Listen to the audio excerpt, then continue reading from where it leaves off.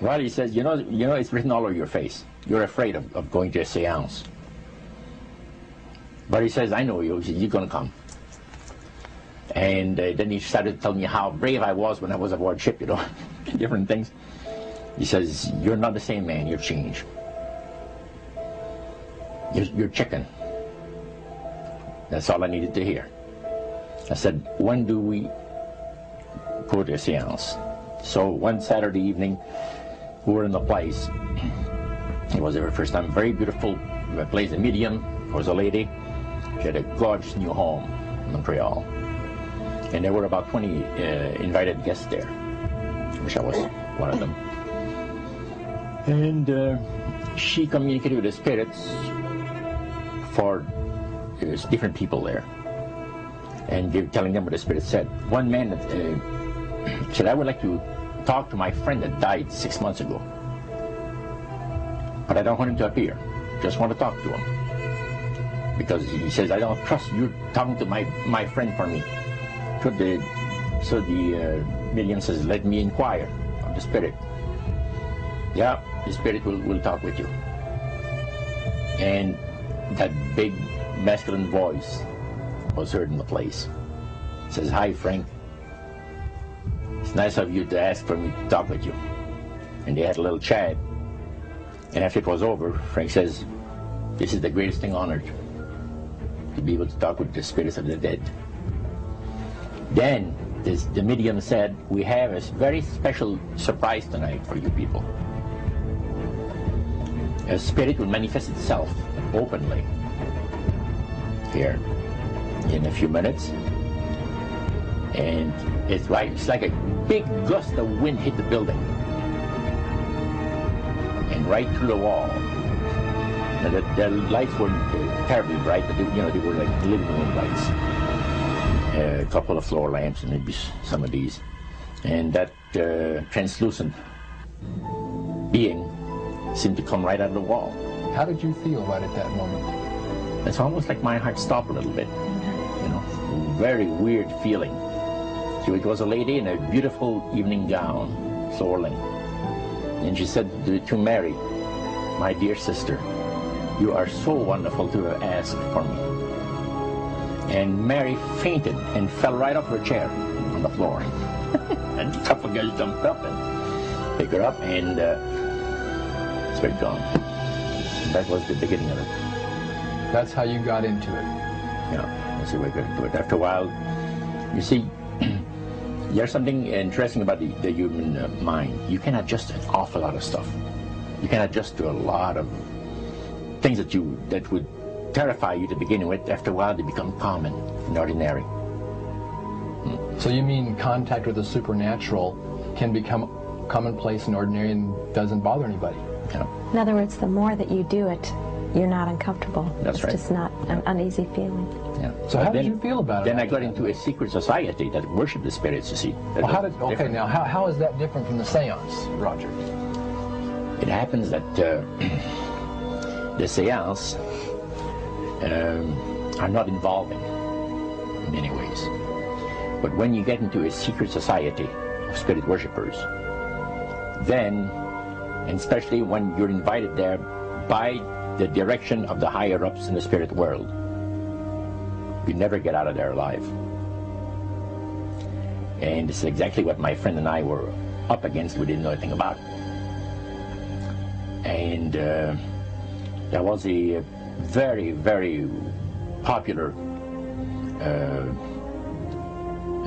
big band leader. Jazz musician. Band, yeah, very famous. And one night we went to one of these seances, and he was with his wife. So Roger, you're at this restaurant. What happened? We sat there, and we had our favorite alcoholic beverages, you know. And as we talked, the band leader says, he says, I want power. I go right to the source of power. And he says, how do you think that I became famous the way that I am? Well, I said, you must have had some good luck. Well, he says, there's no such thing as good luck. He says, there's either some power working for you somewhere, or you don't get ahead in this world. Not in my type of occupation. So it went from there. We got talking about spirit worship. Did it intrigue you? Or did it make you want to find out more about what exactly he was talking about? Yeah. So he said the supposed spirits of the dead that you're talking with are demon spirits. They're fallen angels. They're beautiful beings. Just set it out, just like that. Yeah. It didn't make you uneasy when he said they were... Well, it shocked you a little bit, something that you first hear mentioned to you. He said, you guys have got a great future ahead of you. Because we've been told, the high priest of our society, secret society, has been told that the master has very special plans for you too. Now, what did he mean by the master? Satan. And we were interested to hear more about it.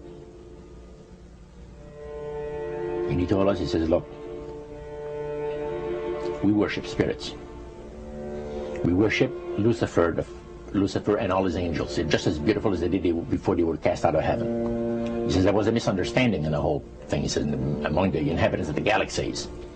And he says our master was misunderstood. And God did not bear with him like he does with people that make mistakes today. So we're in a warfare, good against evil. And we happen to be the evil ones, but we're not that bad.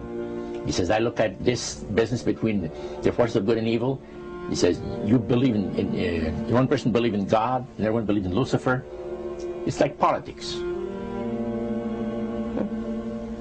So the great controversy is real. And you heard someone talk about it that's on the other side. And to these people, they are sold to the fact that Christ will not return to this planet with power and great glory. He's going to abdicate all claims to the planet. Because the high priest once said that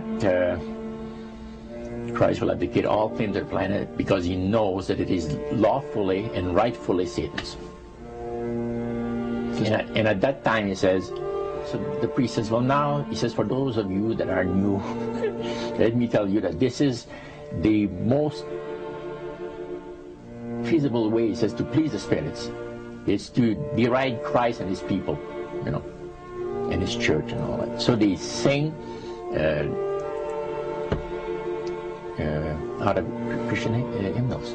They didn't sing Christian words to the hymns, however. Well, they changed a lot of them. Yeah. Not It's a form of blasphemy. Yeah. Such as you see today in the rock music world. You see the entertainers, they have these crosses. The ladies got earrings, crosses. The guys got crosses. This is a form of blasphemy, a form of deriding Christ. You see. Spirits cause the people to do that, to find pleasure in wearing this type of emblem, which is the cross is the emblem of the crucifixion of Christ for the Christians. Better to reign in hell than serve in heaven, is that it? Why not? I'm here on the ground with my nose in it since the whole thing began. I've nurtured every sensation man has been inspired to have.